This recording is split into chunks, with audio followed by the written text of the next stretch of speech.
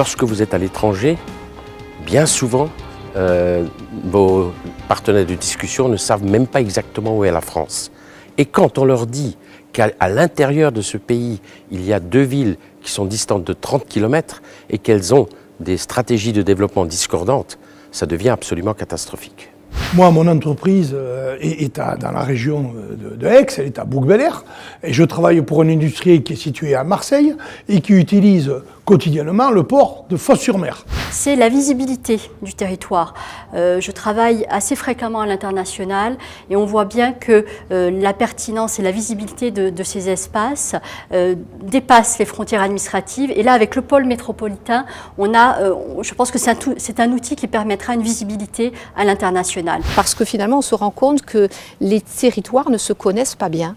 Les territoires, en fait, on ne connaît pas forcément les faiblesses, les atouts des uns des autres. Et c'est l'occasion là de se retrouver autour de la table et d'échanger sur ces problématiques communes et de voir à quel endroit il est préférable, dans quel lieu il est préférable peut-être d'installer telle ou telle entreprise peut-être, enfin de faire en tout cas des propositions qui paraissent les plus pertinentes possibles. Les spécificités de notre territoire ouest étang-de-Berre, on les a derrière nous en partie. Vous avez en arrière-plan le grand port maritime de Marseille-Fos, qui réalise d'ailleurs 67% de son activité sur le territoire ouest étang-de-Berre. Et aujourd'hui, c'est une locomotive au niveau de l'industrie, mais une locomotive qui va pas assez vite. Et je pense que le fait d'aller vers ce pôle métropolitain permettrait d'optimiser son fonctionnement. Je vous donne un exemple. Le pays d'Aix n'a plus vocation aujourd'hui d'avoir des entreprises de logistique. Nous avons à Clé-Sud, nous avons tout près de chez nous des espaces qui ont été destinés à cette logistique. Donc c'est bien. Donc aujourd'hui, si on se met un grand territoire ensemble, on peut répartir nos forces et c'est comme ça qu'on avancera beaucoup mieux. Il y a la question de l'accessibilité, donc des transports. L'idée, c'est aussi d'attirer de nouvelles entreprises au sein du pôle métropolitain. Et bien sûr, la question de l'accessibilité sur des zones économiques, sur des technopoles, est un point essentiel pour l'implantation de nouvelles entreprises.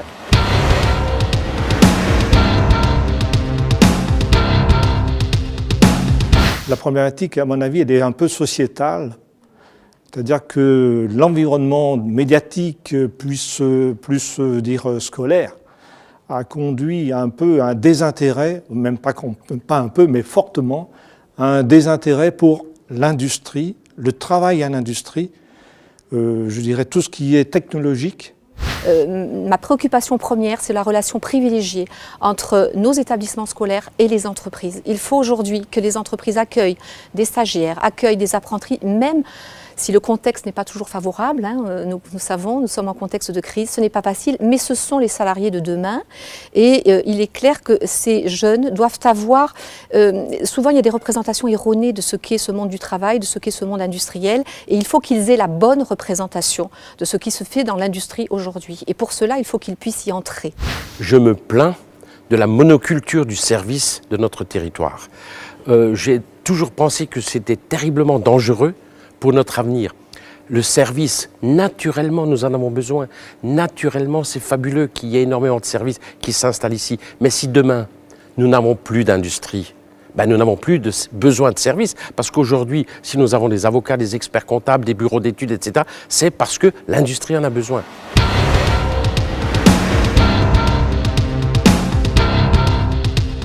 Le fait aussi de pouvoir mixer les problématiques économiques et les problématiques sociétales. Je crois beaucoup au lien entre économie et société. Et je pense que le Conseil de développement et le pôle métropolitain peut prendre globalement et à bras-le-corps ces questions de fond. Notre développement se fera dans les cantines. Les réussites des cantines lorsque 2 chercheurs qui n'ont rien à voir ensemble discutent ensemble et brutalement une idée, tiens, et si on faisait ça? Je crois qu'on n'aura pas d'avenir dans ce territoire si on ne pense pas innovation. Le pôle métropolitain est une condition sine qua non pour le développement de l'économie. Qui dit développement de l'économie, développement de l'emploi. Qui dit développement de l'emploi, il dit une plénitude des gens.